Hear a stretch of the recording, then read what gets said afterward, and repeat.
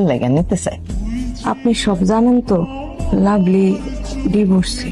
বিয়ের পরে ও জামাই বিদেশ চলে গেছে, ওইখানে একটা বিয়ে করছে। তাইলে আর কি করা? ডিভোর্সি হোক, আমার যদি অসুবিধা না থাকে তোমার তো আপত্তি থাকার কথা না মা। আচ্ছা আম্মা, তোমার কি মনে হইতেছে না যে তুমি বাড়াবাড়ি করতেছো? বাড়াবাড়ি আমি করতেছি না তুই করতেছিস? হ্যাঁ, তোর কি মনে হয় একটা মাইয়ার বিয়ের পরে কি তার স্বামী তার কাছে আসে না?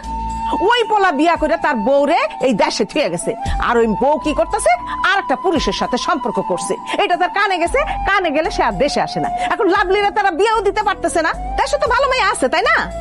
ডিভোর্সি মায়া যদি তুই বিয়া করিস না, আমি এই বাড়ি ছেড়ে চলে যাবো।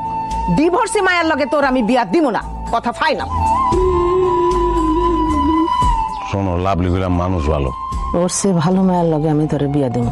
আচ্ছা তুমি বুঝতেছো না, তুমি আমার একটু যুক্তি দিয়ে বুঝাও তো। লাভলির দোষ কোন জায়গায়? হয়তো নির্দোষ, আর স্বামী বিদেশ থেকে